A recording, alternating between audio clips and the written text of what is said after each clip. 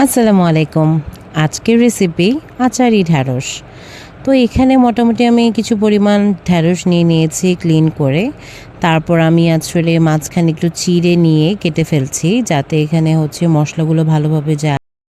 তারপর স্বাদ অনুযায়ী লবণ, মরিচ, হলুদ গুঁড়ো দিয়ে অ্যাড করে নিচ্ছি।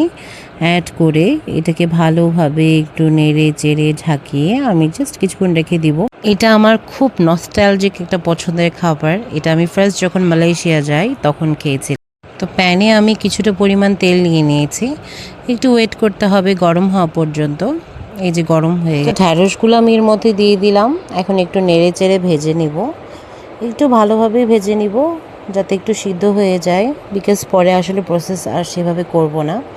তো এই তো এখন নেড়ে চেড়ে একটু যখন লাল লাল হয়ে যাবে তখন বুঝতে হবে যে না হয়ে গেছে। তো আমি একটু রাখছি যাতে একটু সিদ্ধ ভালোভাবে হয়, যেহেতু গোটা ঢ্যাঁড়স দেওয়া হয়েছে। এটা যে এত মজার একটা খাবার। এই তো হয়ে গেছে, আমি একটা বাটিতে করে আবার উঠিয়ে নিচ্ছি, কারণ এই মশলার মধ্যেই আমি আবার জিরা গুঁড়ো, তারপর হচ্ছে কিছুটা মৌরি, কিছুটা পরিমাণ লবণ আর একটু অ্যাড করে দিব। তো অ্যাড করে দিয়েছি, এখন আবার একটু নাড়াচাড়া করছি। তো রান্নার এই নাড়াচাড়া কেন যেন আমার খুব ভালো লাগে।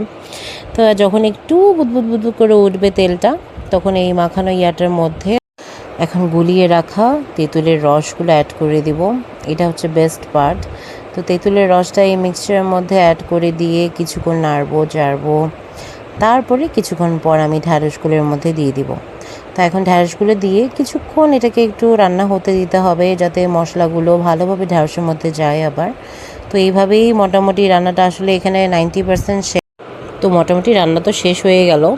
অবশ্যই এটা ট্রাই করবেন, এটা খুব মজার। ঝোল ঝোলও রাখতে পারেন, মাখা মাখাও রাখতে পারেন। আমার মিডিয়ামটা পছন্দ। শেষ। আল্লাহ হাফেজ।